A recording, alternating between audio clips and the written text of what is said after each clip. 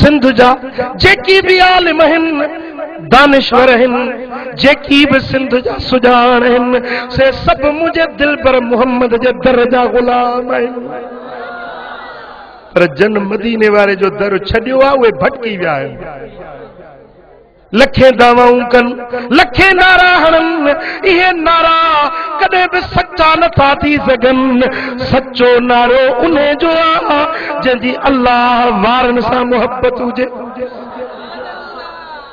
अज नौजवान नस्ल स्कूलन में कॉलेजन में पढ़न वारा नई टही वारा वरी छा था सॾ त मुसलमान लुटेरा मुसलमान गासिब राजा ॾाहर मुहिब वतन हो राजा ॾाहर असांजो हीरो हुयो ऐं मुसलमान लुटेरा बणिजी आया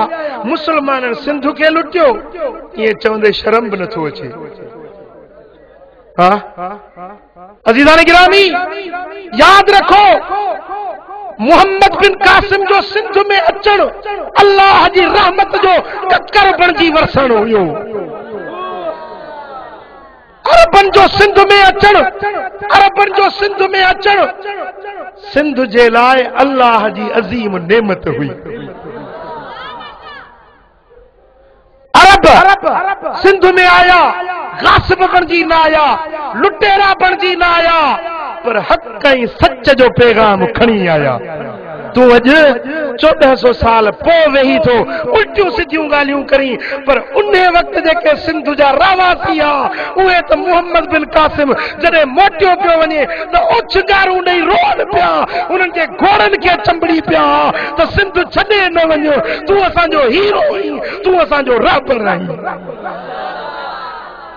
बाबा उन्हनि खे ख़बर हूंदी जेके उन दौर जा हुया न उन्हनि खां पुछी चचनामो पढ़ सिंध जी तारीख़ पुराणी क़दीम खोले ॾिस त अरबन सिंध खे छा ॾिनो भला जेकॾहिं अरब सिंध में हमला आवर थी आया त ईअं कोन आया हा उन जे पोयों को बैकग्राउंड आ कन खोले ॿुधो नौजवानो तव्हांजे ज़हननि में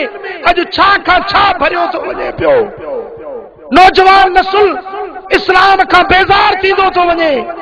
मुसलमाननि खे गासिब ऐं लुटेरो सॾी दे उन्हनि जे अखियुनि में कुझु नथो थिए पर यादि रखो अगर हकीकत वारी नज़र सां ॾिठो वञे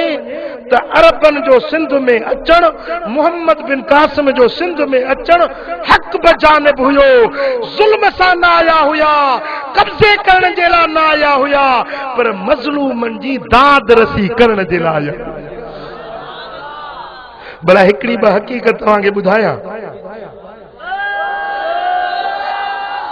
ज़रा ज़हननि खे हाज़िर कयो मार्स कया जॾहिं मदीने वारे साईं ऐलान नबूवत कयो ऐं हिजरत खां बाद में जॾहिं जंगियुनि जो सिलसिलो शुरू थियो त ईरान जे बादशाह सां ईरान सां टक्कर हलियो मुसलमाननि जो पोइ ग़ज़वा ज़ात सलासिल मशहूर आहे ज़ात सलासिल उहा जंग इन जंग जे दौरान ईरान पंहिंजी जाइ ते सुपर पावर हुयो उन वक़्त में केसर ऐं किसरा ईरान जो किसरा ऐं रूम जो केसर इहे ॿई सुपर पावर हुया उन वक़्त पोइ ईरान सिंध पाड़ेसरी पाण में पाड़ेसरी आहे पोइ छा थींदो हो जो सिंध जा हाकिम बि उन वक़्त में ज़बरदस्त क़ुवत जा मालिक हुया ईरान तो हुई सुपर पावर हुयो पोइ ईरान जूं ऐं सिंध जे हाकिमनि जूं पाण में झड़पूं थींदियूं हुयूं कॾहिं हिननि जी फ़ौज काहे पवंदी कॾहिं हुननि जी फ़ौज काहे पवंदी इहो सिलसिलो हलंदड़ हुयो पोइ इन दौरान जॾहिं ऐलान नबूवत थियो ऐं जंगुनि जो सिलसिलो हले पियो त ईरान जे जो लश्कर सिंध ते काह करे आयो पोइ सिंध मंझां काफ़ी तादाद में सिंधी माण्हुनि खे गिरफ़्तार करे ईरानी लश्कर ईरान खणी वियो उहे कैदी थी विया पोइ ईरान जे बादशाह ऐं राजा ॾाहर जी पाण में गुफ़्तगू थी पाण में इहा सलाह थी त मुसलमान असांजे मथां हमला आवर थी रहिया आहिनि इन जे लाइ तव्हां सिंधी असांजी मदद कयो त असां मुसलमाननि सां गॾिजी मुक़ाबिलो कयूं। ही नओं मज़हब पैदा थियो आहे, नओं दीन पैदा थियो आहे।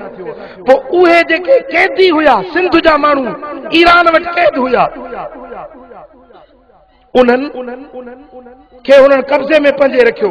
चयूं त असां सां सुलह कयो इन शर्त सां त तव्हां असांजी सिंधी मदद कंदो, मुसलमाननि सां लड़ाई जे लाइ असांजा हामी थींदो, त पोइ असां तव्हांजा कैदी बि छॾींदासीं ऐं उन्हनि कैदियुनि खे वरी इनाम इकराम बि ॾींदासीं ऐं तव्हांजा जेकी मक़बूज़ इलाइक़ा आहिनि उहे बि वापसि कंदासीं। इन ॻाल्हि ते ॿिन्ही हुकूमतुनि जो ठाह थियो। पोइ उहे जेके जंगी हुया, उहे जेके जंगी कैदी हुया सिंध जा माण्हू, उन्हनि खे उन जंग में इस्तेमाल कयो वियो इन सूरत में जो उन्हनि जे पेरनि में ज़ंजीर ॿधल हुया त मथां भॼी वञनि। ज़ात सलासिल माना जंग उहा जेका ज़ंजीरनि वारी जंग सॾिबी आहे। ज़ंजीरनि में कनि वो रेती जो मिसाल बि ॾिनो आहे, पर असुल हक़ीक़त तारीख़ी आहे त उन्हनि सिंध जे माण्हुनि इस्लामी लश्कर जे मुक़ाबले में ईरानियुनि सां गॾिजी मदद में लड़ाई कई हुई। उहे सिंध जा माण्हू जिन खे ज़ंजीर पातल हुया, इन जे करे इन जंग जो नालो ई ज़ात सलासिल पियो। ॻाल्हि सम्झ में आई? हाणे हिकिड़ी ॻाल्हि, जॾहिं दुश्मन सां गॾिजी को मुक़ाबले आवर थिए ऐं उहो दुश्मन मग़लूब थी वञे त पोइ हुननि ते हमिलो करण जे लाइ मुस्लमान हक़ बजानिब हुया। छो त सिंध वारनि हुन ईरान वारनि सां गॾिजी मुसलमाननि सां लड़िया हुया। इन सिलसिले में मुसलमाननि जो अचणु हमिलो करणु हक़ बजानिब हुयो। हिकिड़ी ॻाल्हि। ॿी ॻाल्हि, जॾहिं कादसिया जी जंग लॻी फारूक आज़म जे दौरे ख़िलाफ़त जे अंदरि, फारूक आज़म जे दौरे ख़िलाफ़त में कादसिया जी जंग 3 ॾींहं लड़ाई लॻी। उन जंग जे अंदरि सिंध जे राजा पंहिंजी फौज ईरान जी मदद में मोकिली। सिंध जा हाथियुनि जो लश्कर, सिंध जे राजा जो हाथियुनि जो लश्कर मुसलमाननि जे मुक़ाबले जे लाइ उते पहुतो। उनमें सिंध जे राजा जो सफ़ेद रंग जो जेको हाथी हुयो पंहिंजे ज़ाती इस्तेमाल वारो, इहो बि उन जंग में मोकिलियो हुयईं। ऐं हज़रत अबू उबैदा बिनुल जर्राह इस्लाम जो सालार हुयो, इस्लामी लश्कर जो सालार आला अबू उबैदा बिन जर्राह हुयो ऐं ईरानियुनि जे लश्कर जो अॻवान रुस्तम हुयो। इहा लड़ाई लॻी ऐं मुसलमाननि खे जेको वधीक नुक़सान पहुतो हुयो इन्हनि सिंध वारे हाथियुनि जे करे। इन जे करे जॾहिं ईरान फतह थी वियो त मुसलमान हक़ ते हुया त सिंध ते हमिलो कनि, पर मुसलमाननि कोन हमिलो कयो। ही ॿी सिंध वारनि जे तरफ़ां ज़्यादती